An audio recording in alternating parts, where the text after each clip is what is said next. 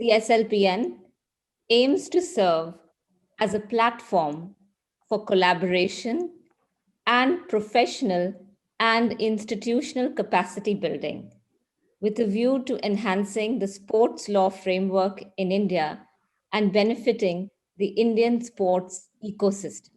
Today's topic for discussion is the Draft National Code for Good Governance in Sport 2017, challenges to implementation, and discussion on best practices from Australia. I would like to introduce you to our panel.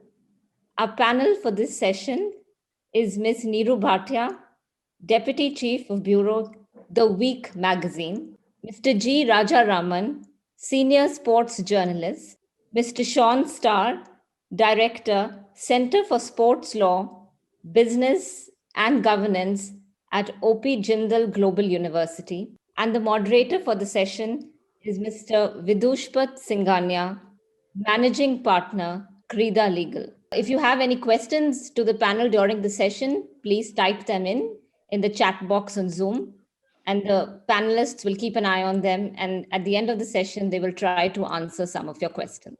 I'd now like to hand over to Vidushpat to take forward this panel discussion. Thank you, Shaun, for the kind introduction, and thank you everybody for attending this session. And thank you for the panelists for making time to come forward. We also thank SLPN, which is a great initiative to get all the lawyers involved in the sports field together.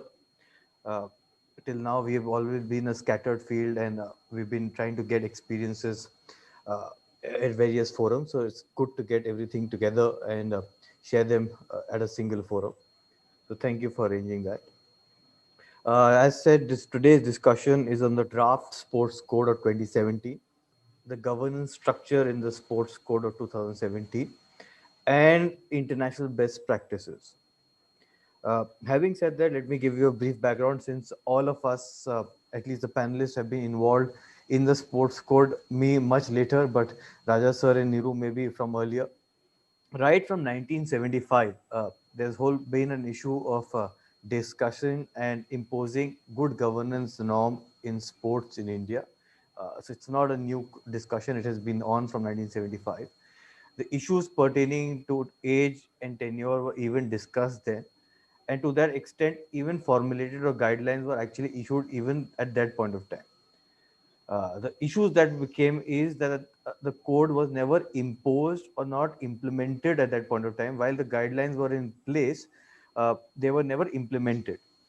Uh, in 2010, post the Commonwealth Games and the various controversies that arose, there was a whole uptake on, again, the discussion on governance of sports, and that is a time when the 2011 code, which compiled all the guidelines and directions of the earlier of the Ministry of Youth Affairs and Sports that were issued earlier, they compiled it and issued it as a single code, that is the 2011 code, which has been upheld by the Delhi High Court in various judgments. Currently lies pending an appeal on that, lies pending in the Supreme Court. But at this point of time, it is implemented and various federations are being complying with it. Mr. Rahul Mehra, who is a sports activist, and I think when we talk about the sports code, we have to acknowledge his contribution as well for the purposes of actually implementing the sports code, which has been there from 1975, which was never imposed. He's been a stalwart in this particular field and has helped in implementing it, and has been getting the directions from the court to the government as well as the sports the federations to implement it. So we should acknowledge his contribution as well. Even post 2011 sports code, various issues have been raised by the federation, by the Indian Olympic Association, including at the ministerial level as well, that that code needs certain implementation because uh, circumstances have been changing and the world is dynamic. Even the international federations keep changing and their governance keeps changing. So various activities have been undertaken to even change or amend the sports code of 2011.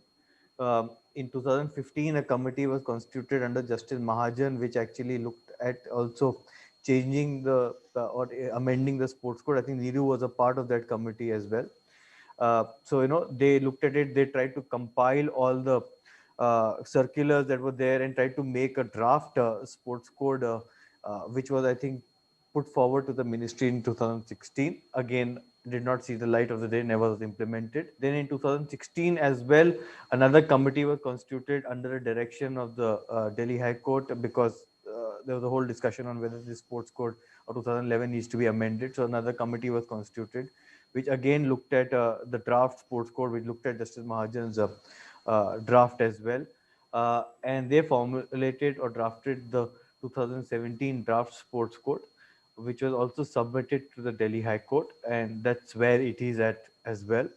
Uh, Even when the 2017 draft sports code was released by the Ministry of Youth Affairs and Sports, various objections were even raised by the Ministry of Youth Affairs and Sports, as well as by the Indian Olympic Association and National Sports Federations. Uh, so, as I said, this has been a dynamic exercise, and it is still a exercise which is currently on. It is There is no certainty on the draft sports code, as we say it, even at this point of time. And with the Delhi High Court still imposing, I don't know whether if and just for the benefit of the panel, people who are attending, it's still a dynamic exercise because of the COVID. A lot of the federations were not being able to hold these elections, and because of which interim recognitions are being given to sport federation. I know Raja sir will be talking a bit more about those as well. So let's take it as a part of discussion. So with this further ado, I will go to the panelist. Let me start with Neeru first. I'll ask the panelists to maybe discuss the draft sports code of 2017, maybe also give their views on the previous draft and subsequent whatever the changes that have been happening, and maybe give us three merits and three demerits of the draft code and how things can improve. I'll request all the panelists to maybe take 3 to 4 minutes to maybe start with their views on this at least. Over Um, to you, Niru, first. Thank you, Vidush. Hello, everybody. It's been the draft sports code has been quite a long winding, long pending need rather for the Indian sports. But since the 2011 code, which is there in place right now, we need an updated one desperately. But it's not just seeing the light of the day despite several attempts. So what I would like to say is that let's start from the beginning. The as far as the From what I have been able to gather through all these various exercises and various drafts which have come into being, is that the be it the Indian Olympic Association or the NSF, the National Sports Federations, they don't want a code. So they will continue to raise objections and find whatever loopholes. They would continue to boycott meetings. They would not. They just don't want to be part of the exercise. They would rather not have a code governing them. They would rather go back to the status quo of pre 2011. That's a given. Having said that, there is an urgent need because the sports scenario is changing a lot rapidly, with leagues and all in various federations also coming in, and with a demand for more professionalization of Indian sports. I ran through the 2017 draft sports code. There's not much that you can criticize about it. The good points are the fact that it looks at it gives a 12-year tenure with two consecutive tenures followed by a cooling off period. Uh, Secondly, there is, they bring in the technical aspect that every priority or high priority or sports federation, which is looking at giving us Olympic medals, must have high performance directors, CEOs, the professional teams in place. That's a non-negotiable thing. What I liked about the draft sports code was also about audits and uh, where I think the problem arises is if the code wants the government nominee to be part of of the board, which is an issue. I think what the federations and the IOA doesn't want is for their board to be limited, which according to the 2017 draft sports code, there should not be more than 19 members in the board, which limits their electoral bandwidth, which is their problem. I mean, that is their main constituency. Thirdly, even if you don't have a government nominee, maybe from the controller and auditor general or somebody else, I think what you can do is You can have auditors which are enrolled with the government, and then they can submit their annual reports, etc. Maybe that's one leeway where we can. We need not necessarily have a CAG person on board, but what I would also like to say is finally that the third thing is that in the draft sports code they talk about it's a dynamic code. One must remember that every code is dynamic. It is not a hard line, but we have to move on. I mean, the sports scenario is so evolving, so therefore the code has to be evolving too. The draft sports code talks about the athletes commission. I think the IOA has and the NSFs have an issue with that. They don't want government chosen people on board, or the athletes commission. They don't want a very powerful athletes commission. That is an issue with them. So these are my few points. They would rather have athletes who can kowtow, or former athletes who can kowtow to their view of thinking, whom they have controlled in the past, and they would rather continue to control in the future too. So these are the few points that I want to make quickly. Thanks, Neeru. Raja sir, over to you. I've jotted down the points. We'll take it in discussion, but over to you. Maybe your view on the sports draft code and strengths and weaknesses. Thank you very much, Vidush. Good morning to everybody who's watching us. Thank you also to Sports Law Policy and Network Center for launching this initiative. I think a lot of us need to educate ourselves. It's very important, and I'm glad that somebody's taken the initiative and got all of us together on this platform. It's going to be enlightening listening to everybody and to take questions from those who are attending this network session. Very, very important step, and I'm so glad to be a part of it. Vidush, you did a very good job of summarizing how the sports code has evolved. 1975 onwards, where the first letter went out to the IOA, the National Sports Federations. From there to codifying it in 2011. 2011 code is actually a collection of letters that the ministry wrote to various federations and to the IOA. It is not so much a code. I think 2017 was a serious attempt to codify everything. But I have got issues with that, and I'm not speaking for the federation, nor am I speaking for the IOA. I'm speaking as a journalist. I'm speaking as a student of sport. And some of the things that come to mind, and it was done very well. Also, Vidush, I don't think the Justice Mahajan panel ever came up with a report, because they knew that there was something on in the Delhi High Court. There were restrictions. To the best of my knowledge, the Justice Mahajan panel of 2015 never submitted a report. There is no draft available in public domain. It was not discussed with anybody, and it was stillborn. I don't think it saw the light of the day. And what Mr. Injeti Srinivas tried as Secretary Sports was to form a new committee, of which he was chairman himself, and got a lot of wonderful people. Abhinav Bindra was part of that panel. My friend Vijay Lokpalli was a journalist, was also part of the panel. There were lots of good people. There was Nandan Kamath, if I remember right, one of India's sports lawyers. I think what they did is put together a very good draft. Unfortunately, I don't think Mr. Srinivas consulted with any stakeholder. It was a draft that was prepared in several meetings that they held together. I could be wrong, but to the best of my knowledge, there was no consultation process. Now, when you bring out a policy, what you try to do is discuss it with stakeholders, discuss it with people who can be affected, and then implement it. I think the farmers' agitation right now is a very good example of how there is reaction to everything that is put down in black and white in this country. So they needed to consult with the stakeholders. Now, successive ministers, back in 2017, when Mr. Srinivas committee was in place, the Delhi High Court ordered the committee and the government not to make it public. They said you must give the report to us in a sealed cover. And it was lying with the Delhi High Court for nearly a year. And when it was brought out, the sports ministry kept telling the High Court that we want to discuss it with the stakeholders. And when it is all done, we will come out with a code.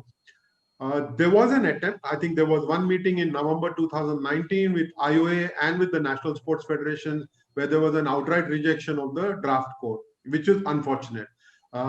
Lots of good things in it, lots of wonderful things in the sports code in the draft 2017. They could have accepted it and said, we don't want to deal with a few of these issues until you make changes.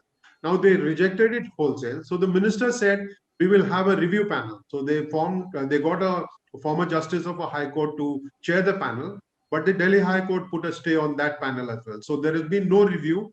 And then subsequently, the minister has gone on record as saying that this is not a very good draft. We want to change it. We want to bring one which has got universal acceptance. So this is where the draft code is. So what do I like about the draft code, Vidush? What I like about it is the fact that the intention is great. It has got very, very good intentions. It wants to help Indian sport prosper and be managed professionally. What it also does, and it is one of the remarkable things, is that it splits governance and management. It says you form a board of about 15 people and have professionals managing day-to-day affairs. Till now, most federations ran both governance and management together. They still do. Most of them do. Some of them have got CEOs and high performance managers, but most of them have stuck to what we have done for 70 years. And I think these are two great qualities about the draft code. What is it that doesn't appeal to me? There are lots of things, but I will just pick two or three. One is the fact that there was no consultation with stakeholders. And the first time a ministry attempted a consultation, it came to a naught. Also, I think the draft code focuses too much on micromanaging the elections to a National Sports Federation and to IOA. You look at Australia, there is no reference to elections in the draft in the sports governance code that has come out in 2020. They do not tell federations how to elect their boards. They tell them what kind of principles to follow when it comes to governance. Good governance, of course, Australia has got a great policy. If you can spend time reading up that policy, and I'm happy to share a link at the end of this session, we read that, we get to know that they're not micromanaging election. The draft code makes it look like it is all about election. It is kind of conceding what federations have managed all these years. You need to look at governance of sport rather than just governance of bodies. And I think that is where they're failing with micromanagement of elections. Also, the fact that you insist on 25% of athletes being part of the board. I don't think it is a great idea yet because our athletes are not yet ready. We have seen, I'll give you a very good example. The School Games Federation of India is run by India's only double Olympic medalist, Sushil Kumar. And there are so many issues within the School Games Federation of India. You could be the best person you could be the best athlete in the country, but it does not make you a management expert or a governance expert. I think we need to see reason. I think the Athletes Commission is a great idea. Most federations have implemented it in the last year and a half. While they have managed to put in athletes of their own choice, you need to form a very good electoral college for the Athletes Commission.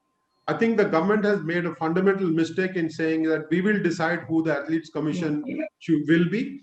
If you can remove that, if you can allow for a cross section of athletes to come in and elect their representatives, look at how IOC does it.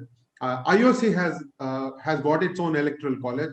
Everybody who's going to be in Tokyo 2021 will elect the Athletes Commission. Similarly, within the national championships, if you allow all the athletes to vote and they decide who the Athletes Commission will be, that would be a great idea. I think they got into too much of micromanagement, and also the fact that one thing that sticks out for federations, and I tend to look at it slightly positively, is without bureaucrats and politicians, running sport in this country is tough because access to Shastri Bhavan, which is where the Ministry of Youth Affairs and Sports is not very easy for just an athlete to get in. It is tough. You need politicians and bureaucrats. If they have done a good job, let them continue. If they have not done a good job, the electorate will throw them out. I think micromanagement is a little bit of an issue. If we can solve that out, we will be then having a good code. I don't see this happening in a hurry because it is in a limbo. It is stuck and it needs to get out of there for it not to be another stillborn document. Thank you, Vidush. Thank you, Raj. Sir, I'll go to Neeru before I come to Shaun. Neeru has been raising her hand, so I'm sure she has something important to say. Yeah, thanks, Vidush. Raj, that was a lovely summary of the way things are. But I just wanted to add a little bit regarding the 2015 Justice Mahajan, this thing, even Vidushpat would know that very well also. There were issues, legal issues, but having said that, that's why it couldn't see the light of the day. There was a stay order to even submitting. But the problem that we faced from the beginning was that the IOA representatives and the NSF representatives came, and on the outset they said we will boycott it. We do not want to be part of this code. We don't want it. Simple as that. And the other side of the flip side is that in the 2017 thing, there were consultations apparently, yes, with some federations. The IOA president is part of the committee of the draft sports code, and he's a signatory to it. So he's signed it, he's approved it. So these are the two issues. The problem is that they don't want any regulation. So, you have to start from a point where you have to force the regulation on them, because the federations have been so used to not being regulated, they don't want to change the status quo. And that's our biggest challenge. Vidush, with your permission, Yes, please. I will say that they are regulated. 2011 code is good enough regulation. You look at how the ministry has dealt with the Equestrian Federation of India, for example. From 2013, it has been telling them to change the constitution. They have not done it yet. They allow individual members to vote, while the National Sports Code 2011 insists that only states can vote. No individuals can vote there. But the Equestrian Federation has continued to rule the rules. It has got I will hold you there. The So ministry I want to come back to you on a larger discussion on these things when we Yeah, talk fine. about the Yeah. implementation of the code. So I will come back to that because I want to be a larger focused discussion on implementation, challenges, what the objections are of IOA Sport Federation. So we'll come back to that. Shaun, I'll come back to you because Raja sir has also mentioned the Australia Sports Code of 2020, and I know that you've written a lot on the National Sports Code of India as well. So maybe your initial views on the draft sports code of 2017, the 2011 code, and again, three challenges and three benefits that are there, or three good points. Thanks, Vidush, and thanks to my fellow panelists. I feel that a lot of ground's already been covered, so I'll try and be quite brief and restrict my comments to three things on each side of the fence. So in terms of the positives, I think first and foremost, the fact that there is a specific, albeit draft governance code is a positive, right? We know that the National Sports Development Code of 2011 is in existence. We know there's a degree of non-compliance, and I think we'll be speaking a little bit about that now as well. And we also know that code talks about elections and term limits and certain governance aspects, but of course this draft code of 2017 is more specifically related to governance, and therefore is more a governance framework. So, I think everyone on the panel and probably most of our listeners here today would agree that governance reform is necessary. Certainly, the Supreme Court of India agrees. Most stakeholders agree. There's a few stubborn stakeholders who are happy with the status quo, but for the most part, we can agree that reform is necessary. So the fact that a framework exists is a good thing. The next thing I think that's valuable is a specific thing within the 2017 draft code is term limits. We know anecdotally that we've had presidents of federations who have been presidents of that federation for decades. That's not just true of India. That's true in other countries, but I think it's particularly true of some federations in an Indian context. And term limits are something that are intended to, I guess, stamp out that centralization of power, to have fresh ideas, to promote good governance. If you had a chair of a board of a big corporation for 45 years, you'd start asking questions about, sustainability, transparency, and things like that. So term limits, in principle, and the scholarship and policies of other countries would agree are healthy. That there are some question marks as to cooling off periods and how and when they should be applied, and I'd be interested to hear the thoughts of my fellow panelists on those. But in principle, term limits are tried and tested in many other codes and frameworks as well. And I think one thing the code tries to do or tries to do, there are some contentions on the way it tries to do it, but the fact that it tries to promote more diversity on boards is healthy as well. There are studies, plenty of studies that have been done that say more effective and good governance is catalyzed by diversity of opinions and backgrounds and expertise. And the fact that, there was a study done in 2018 in India that 47% of the Olympic national sports federations in India had a president who was a politician. That exceeds any other jurisdiction that I'm aware of, certainly of a democratic country. And I'm in the middle of a study now where we're comparing backgrounds of board members, be it gender, be it professional and occupational background. We talked about athlete participation. The fact of the matter is that the participation of politicians, while Raj says, probably rightly so, there are certainly benefits of having those with political affiliations on boards.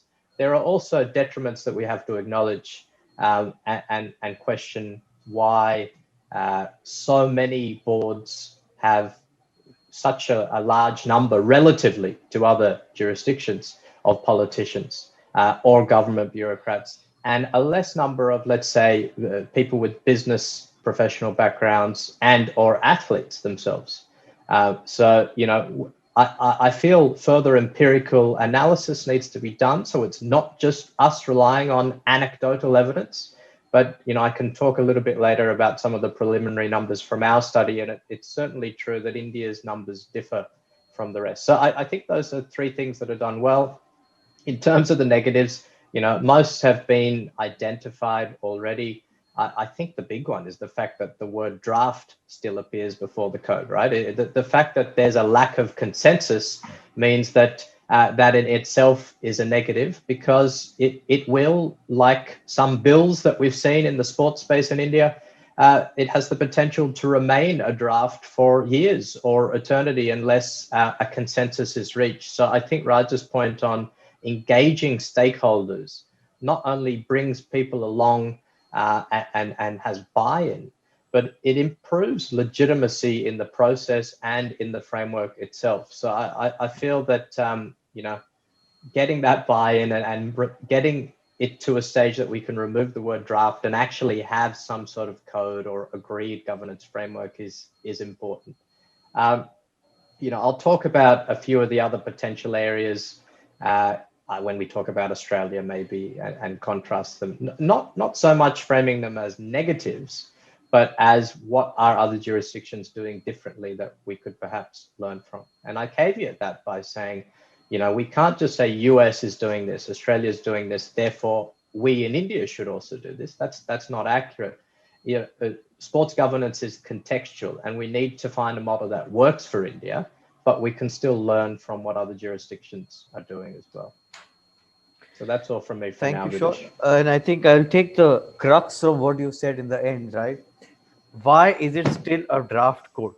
And the reason why it is a draft, I think what Raja sir and Neeru have highlighted, is because there are objections from the IOA as well as with the other federations. So let us get into that. Let us get into the meat on why, while a government has made a draft code, why it is not being implemented. So can I just understand, Raja sir, from you, what are the objections, including you're talking about EFI? So what are the objections really to the sports code, considering, and this is my analysis, Shaun can confirm it later, is that 90% of 85 to 85, I would say, disputes go in selection and elections.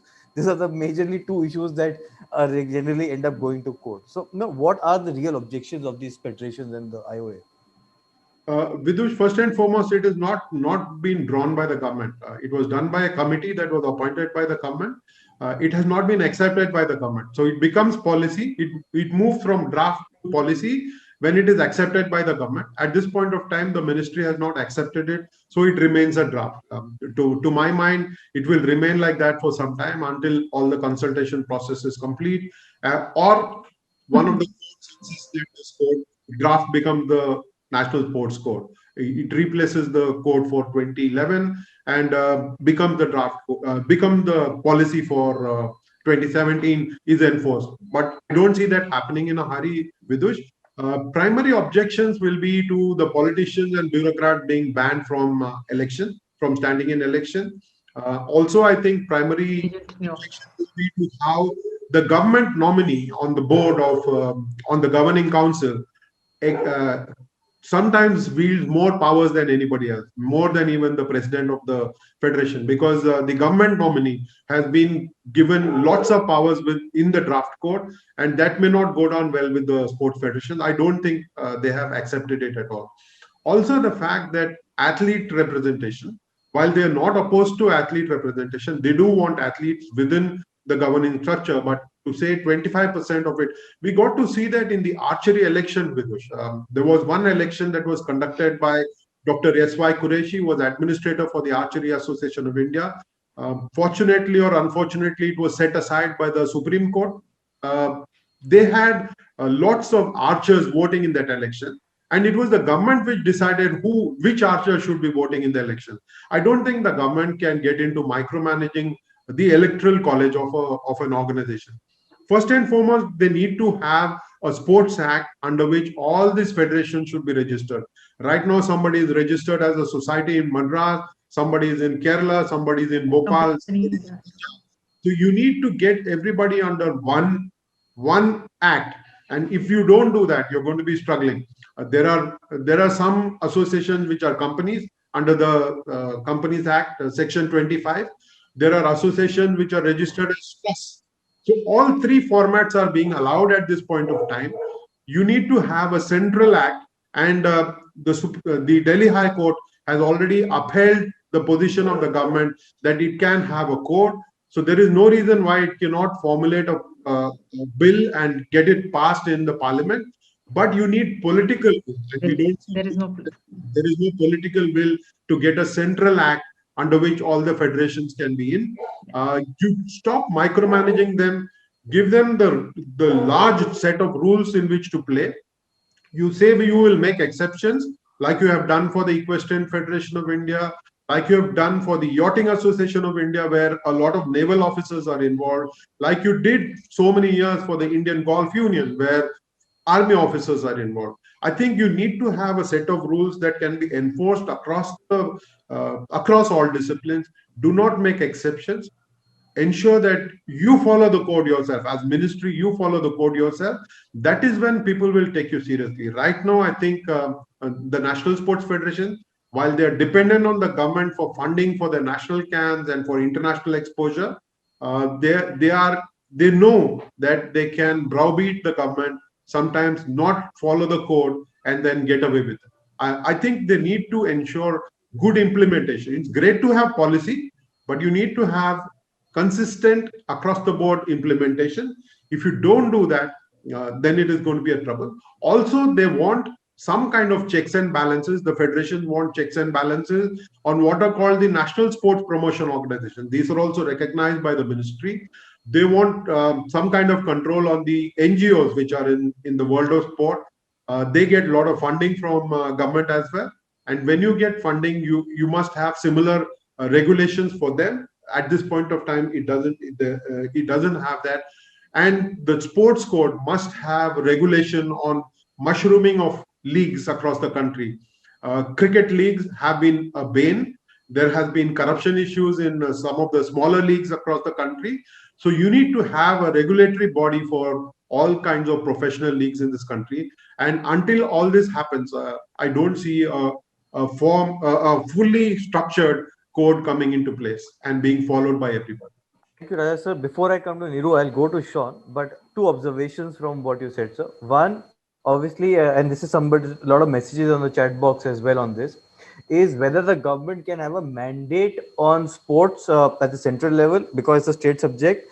You know, while governance regarding the representation to the international events and national importance events have been can be regulated, registration would essentially fall within a state subject. So I think that is the bigger issue. But if I see the draft code, they talked about the Section 8 companies or Section 25 companies. The sports body should ideally be on that registration. So that is one. The second, sir, which I observation before I move to Shaun, is that it's not that Supreme Court has also not upheld the government power to regulate. In fact, when the BCCI judgment came in, they've actually said that till the time there is a gap, these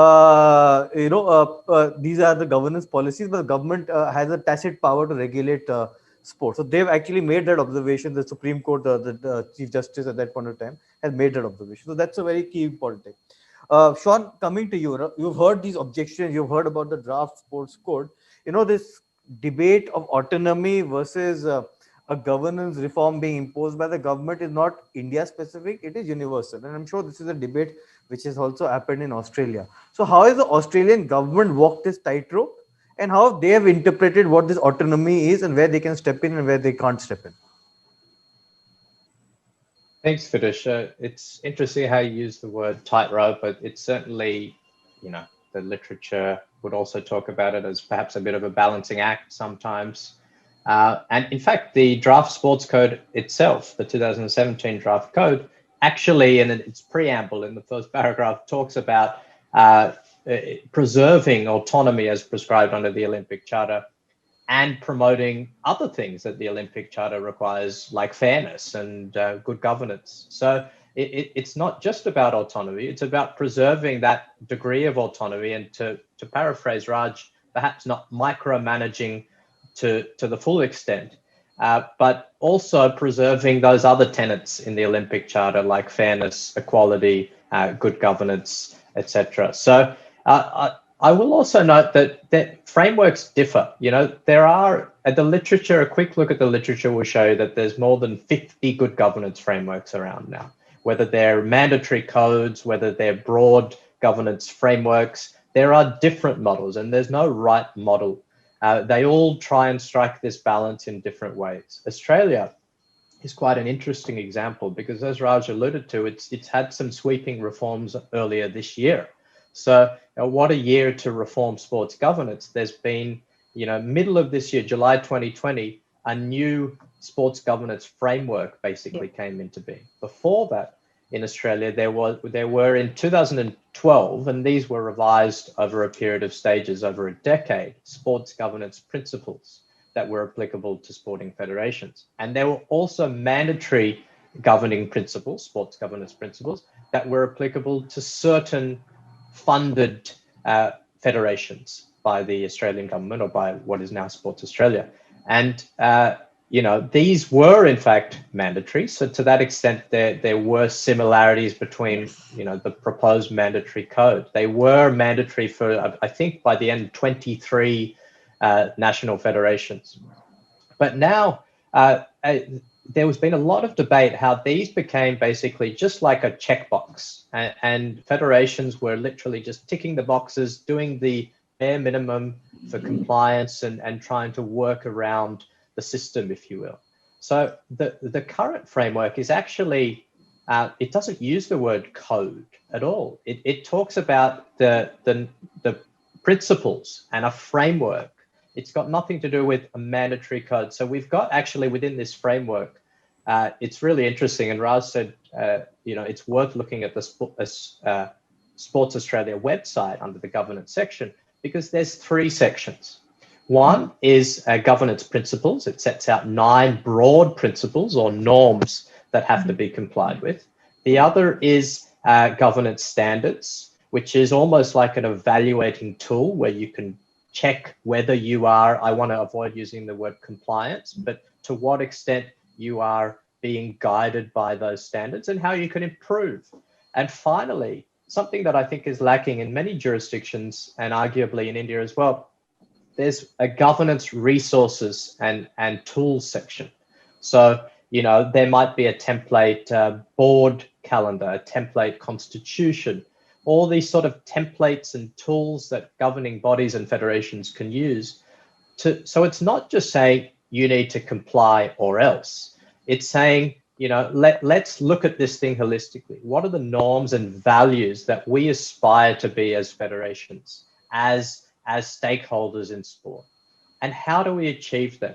So Sports Australia has actually engaged consultants which as a federation I can talk to see how I can improve my governance standards. There are tools There are documents and templates. So it's not just about saying you have to comply, but it's saying this is ways and recommendations of how you can comply. So it not only gives that little bit of flexibility and autonomy and a roadmap, but it also gives you the tools to get there in whichever way you want to implement it.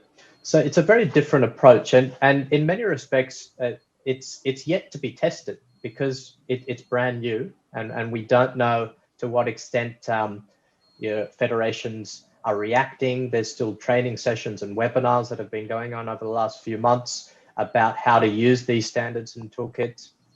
Another point to be noted is actually this framework was adopted not just to apply to national federations. I might be a state judo federation, and I might want to ensure good governance. This is a framework that can apply to me, and some of the questions and recommendations that are there might be applicable to me too. So it's about all stakeholders in sports to be able to look at what is good governance.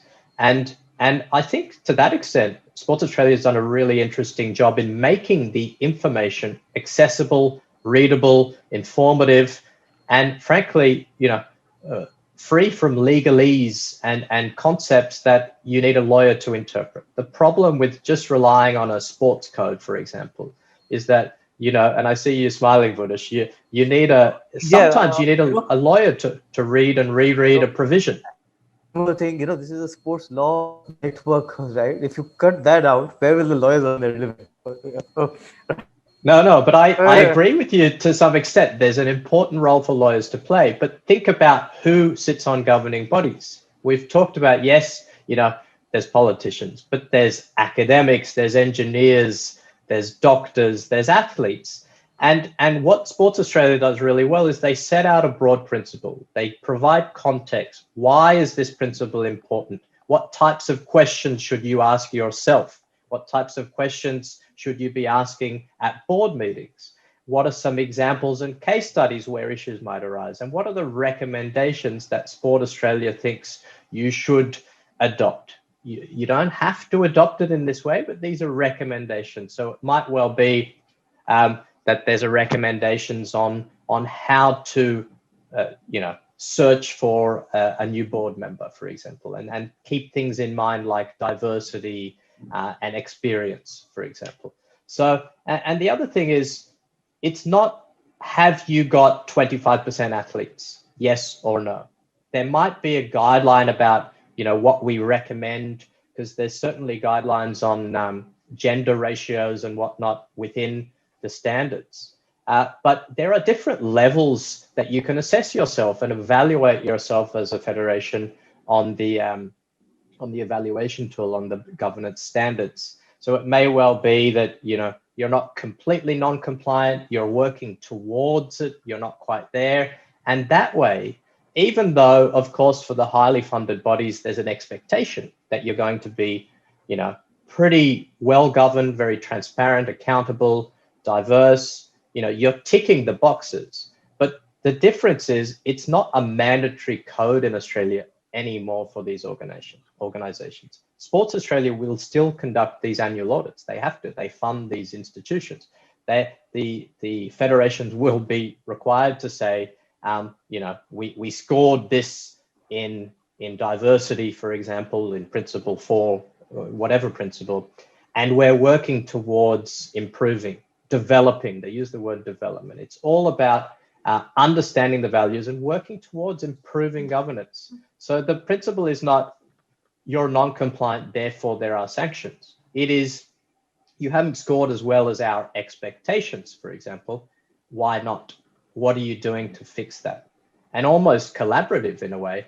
Can we work with you and provide toolkits to help you get there? So it's not this didactic approach of this is what we want from you, do it now.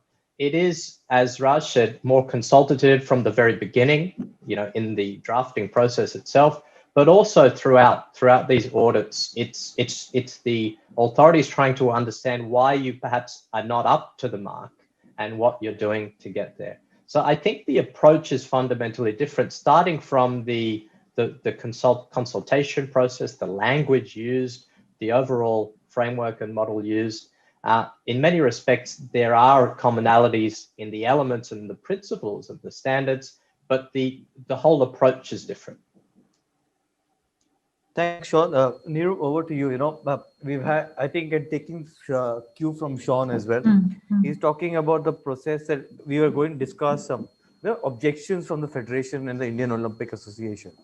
So, the kind of objection they have raised, and do you think a consultative process could work in India where rather than imposing a code, they are, say, advised that maybe these are the better guidelines that you can take care of? Would that solve the objections of the NSFs or the Indian Olympic Association? Neeru, to you before I go to Raja sir on this. Okay, yeah, I was thinking of the same things when Shaun was speaking. The situation, let's say the evolution of sports and level and maturity of sports and sports management in India is very different, let's say from Australia to some extent. Let's accept that. What I liked, I was to quickly, before I get to your point, what I liked about when I was going through the Australian sports code and on governance and all that, three things that really stood out for me were the three lines, which are different lines. One of them was a clear message that no matter the size or the maturity of the sporting organization, there was a need to help guide organizations to good governance all the time. So it's not a static thing, you need good governance. We in India, the problem is we are still stuck. The federations are still stuck in a rut that they want to do it in a particular way. They've been doing it, and any other way is anathema for them. Secondly, what they said was that it's good governance is never static or fully achieved. So you need to be selfless. I don't really, the selflessness is an issue over here in Indian sports federations, I would say. There are a lot of, issues regarding whether there is a person there to perpetuate his position and standing in the sport or there for the good of the sport, actually. So until those things you're clear about, I don't think we can get to a point where it can be consultative, or whether you want to have a carrot and stick policy. The problem with the sports federations not accepting is, I firmly believe, is also because they don't want to be regulated, and they're also getting mixed signals from the government.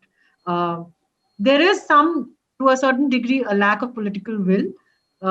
Had it not been the case, if there was political will, then I think the 2017 draft code, the manner in which the government then said, okay, we'll have a new committee, that wouldn't have been the case. They would have led to more consultations and tried to kind of resurrect and modify the 27 draft to a large extent. But the federations obviously were not very happy. There was a revolt or a little bit of a revolt against the IOA president, who was the signatory to the code. So they and the government also then backtracked. So there has to be a clear political will, and you have to have somebody who is. We are lacking in that. I certainly feel so. And as far as the federations go, I think the carrot and stick policy right now, which the drafts have, or the code has, or the 2017 code also has a bit of a carrot and stick policy in terms of incentivizing. If you're doing well, and if you are meeting our expectations, so you get this much grant, or you are kind of demoted and you don't get so much grant. I don't know whether that will work here or not, because again, it'll come to a point where the government will be under pressure, or SAI will be under pressure, or TOPS will be under pressure, and then agree. So to again backtrack. So it has to be, I agree with Shaun completely, it has to be consultative. But there has to be a point where the federations have to agree to sit and discuss. They're not willing to even do that much. I'll stop you there, Neeru. I'll stop you there. I'll go to Raja sir before we go to the last questions. Raja sir, we talked about this consultative process, the draft code. Now, in the draft code, also a monitoring committee, if you look at it, which will keep advising the government. Do you think that monitoring committee can become a consultative committee, which can be a handholding to IOA and NSFs? And do you think that is the way out, turn it from a draft into a proper code? Very clearly, if this new review committee that has been formed, on which there is a stay at the moment, if it is allowed to function, if the court removes the stay and it is allowed to function, the government must write down the terms of reference very clearly. it must put it down. It must put everything down in black and white and specify the role of the committee. It should not be just to look at clause by clause and say, okay, this has been written well and this has not been written well. I think they need to structure it in such a way that a consultative process is followed, not just with the federations and IOA, but with athletes themselves. See, at this point of time, a few athletes were involved. Abhinav Bindra is a name that springs to mind. Gopi Chand is a name that springs to mind as well. They were part of that committee that uh, wrote the draft policy. Now there are other Anju Bobby George. She was both in the committee that wrote the draft and also has been nominated to the committee that will review. I mean, I find it a little strange. You should have had somebody else there, but you have got some athletes. Take it, cast the net wider, put it up on public platform, give people time for 6 weeks and get responses from them and let the committee review those responses as well. Then I think it is a fair way of enforcing a policy. I think federations will also fall in line. They already are being governed. To say that they don't like governance, I don't think it is right. They're already being governed by the National Sports Code 2011, and they just need to follow a better sports code. I think they understand that they stand no chance at all if they're not professional. If they don't turn professional, they no longer can survive in the environment. They are so dependent on government for funding.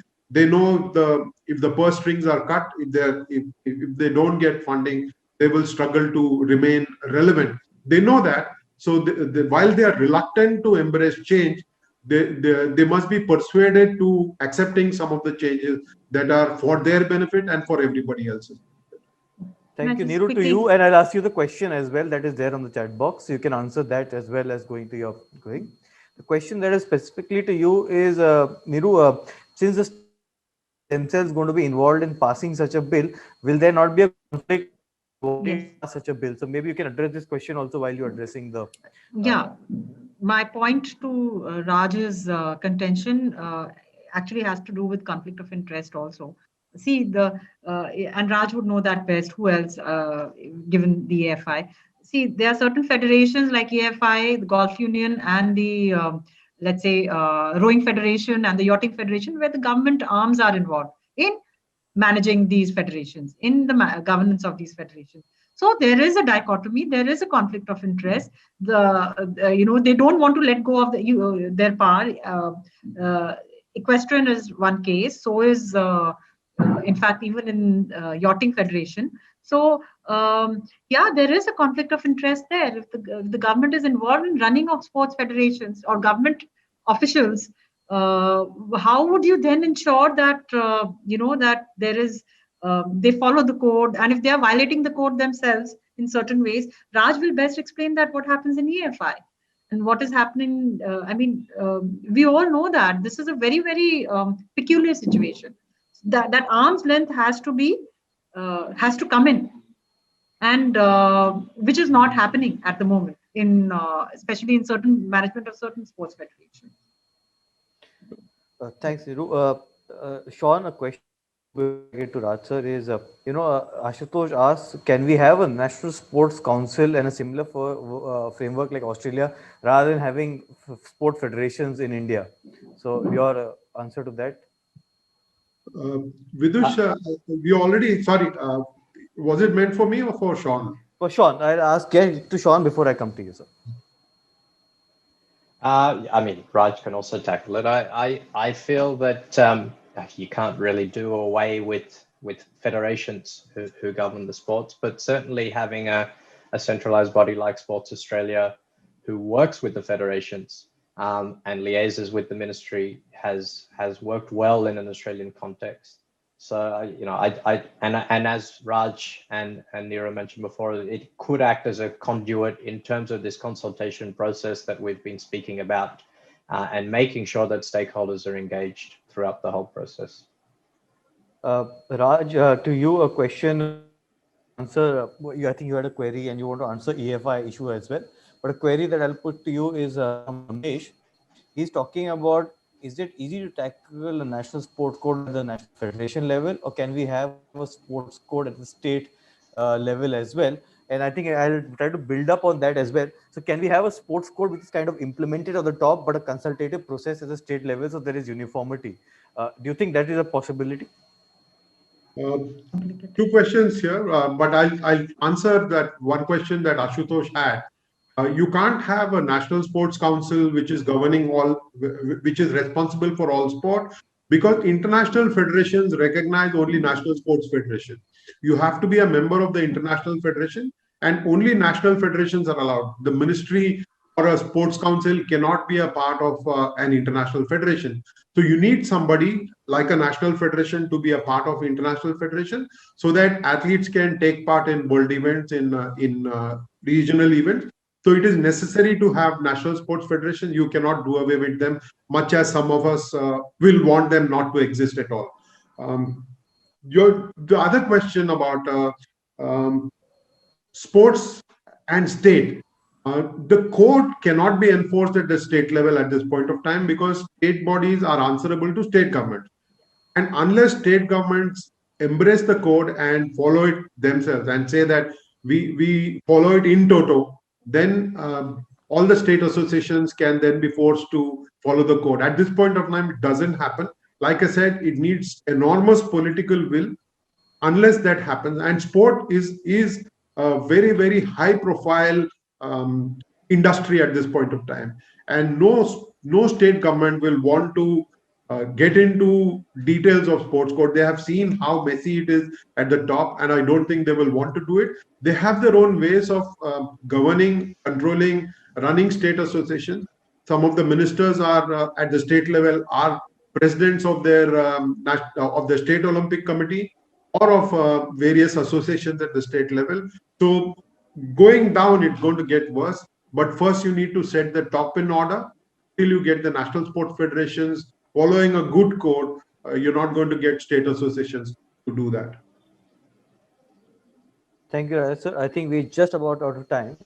So I thought we are just out of time. So just parting comments or last comments, that, how do we, what is the future for sports governance in India, and what is the way forward? Just last comments. Okay, I'll start. It's much needed. We need an updated code. To be in line with the changing times and the landscape of sports in India. Expectations have increased, so therefore a code is necessary, which is more modern and more up to date. Having said that, it's going to be a struggle. I feel as if the government has to be clear about the code, at least, if not the sports law, which is a ticklish issue. And if it wants to implement it, then I think a consultative process should start sooner than later. And let's move on from the legal tangles. The legal issues will keep coming up, because that's the way of stalling the new code from coming in. So I think, but it's an uphill task, but it needs a lot of willingness from the government's part and all stakeholders to do so, and a lot of selflessness. Raja, sir? I think the draft can become a reality. It can be a document that is enforced, provided there is a resolve. There is a political will, and there is a strong resolve on the part of the ministry. And there is a feeling of cooperation and participative movement from the National Sports Federation and the Indian Olympic Association. You got into a very ticklish situation because of this, but I'm sure the government will find a way out. And along with the courts, I think they are very proactive. Courts will then, I'm sure it is not going to be long before the Delhi High Court orders for this draft to become a reality. I don't think it's too far. It's going to need court intervention, and I can see that happening maybe in 2021 or 2022. Shaun, last but not the least. Well, first of all, Vikram's asked, are there any institutes that train former athletes in governance in Australia? I'm not sure that such institutes exist in India, but there are actually. The Australian Institute of Company Directors has a sports governance arm, and a lot of athletes do go through that. And even former female athletes, there's a network called, it eludes me now, Minerva Network or Minerva Network. I'll type it out in just a moment. But yes, there are, and I think they're a very healthy thing to cross-train athletes, both in business mentorship and in governance. But to answer your question, there's been no time more relevant than now to reform governance in India. I think it speaks to the way sport has changed and become professionalized everywhere in the world, but particularly in an Indian context in the last decade. And the more money that's in the system, not just from government. We've spoken about government funding as a key issue here, but corporate sponsorship and other forms of engagement have also increased exponentially. So we need to focus on legitimacy. We need to focus on good governance practices, because there's much more at stake than there ever has been in a sporting industry context. And now, since the 2011 code was drafted, there are some governance aspects, but the literature and the policies of sports governance have changed fundamentally in the last decade and grown and evolved. And as Neeru said, this space is dynamic and ever changing. So we need to adapt in India, and federations need to come along for the ride, because, in essence, it affects their growth. So if we're talking about status quo, we're talking about being self-centered in some federations. It's in their own self-interest to improve their own legitimacy and to grow their own professionalism on boards, so that they and their other stakeholders, including athletes and fans, can come along with the ride as well. So that's my 2 cents. Thank you. So with this, we'll close the session. Thank you, Neeru. Thank you, Raja sir. Thank you, Shaun, for being a part of this panel, and thank you, SLPN, for hosting us. Shaun, you want to say anything before we close? I'd just like to thank each of the panelists for taking their time out and attending this session. It was a very insightful discussion. Thank you. This brings us to an end of the SLPN panel discussion. It was our pleasure. Thank you.